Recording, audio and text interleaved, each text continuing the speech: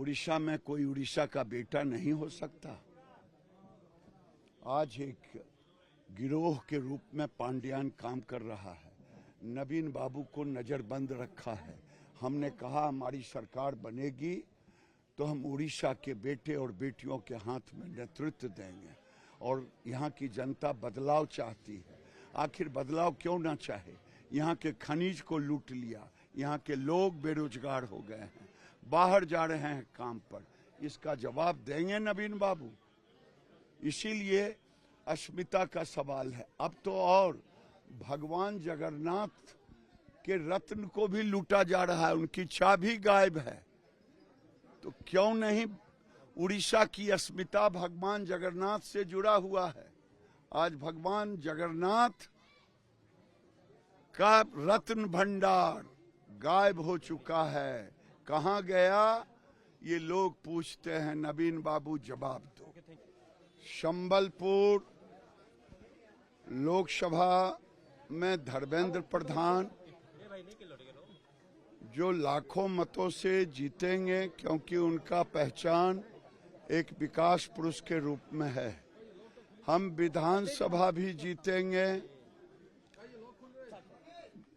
उड़ीसा में उड़ीसा की जनता बदलाव चाहती है, क्योंकि उड़ीसा में माफिया की सरकार है। नवीन बाबू नजरबंद हैं और नवीन बाबू खुद कहा था आज से 25 साल 20 साल पहले कि हम 75 वर्ष की आयु के बाद सरकार नहीं रहेंगे सरकार में। इसीलिए मैं उड़ीसा की जनता को कहना चाहता हूं कि उड़ीसा की अस्मिता के लिए वो पांड्यान को बनाएंगे मुख्यमंत्री।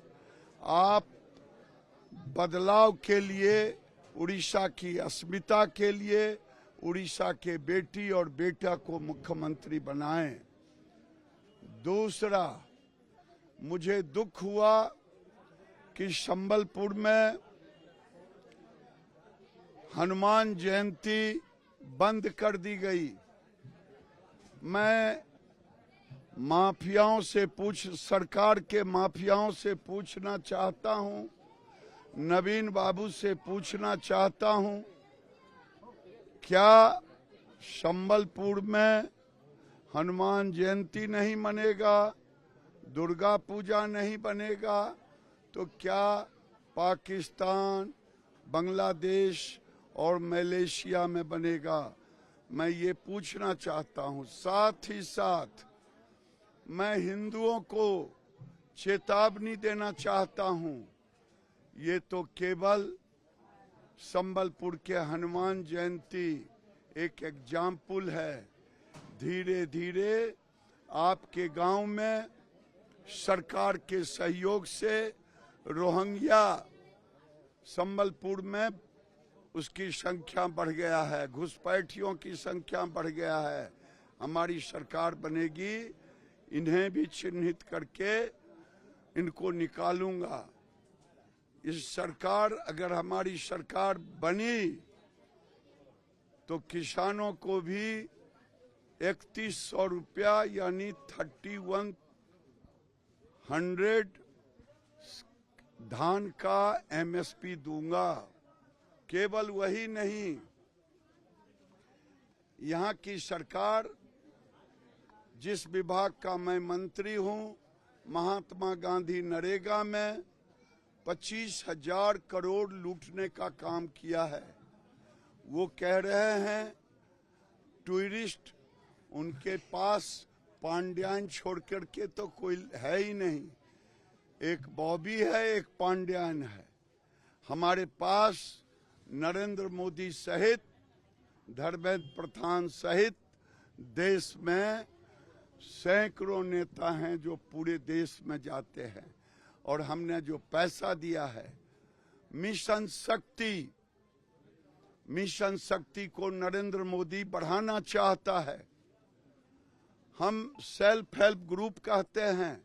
भारत सरकार के स्कीम का नाम बदल करके मिशन शक्ति हम लाखपति दीदी बनाना चाहते हैं। मिशन शक्ति में हर दीदी को 15,000 रुपये महीने की आमदनी का मोदी जी ने योजना बनाया है। इसीलिए 2014 के पहले ये मिशन शक्ति सेंट्रल स्कीम है। केवल 200-300 करोड़ रुपया बैंकों से मिला था। आज हजारों करोड़, हजारों मतलब 1-2 हजार नहीं,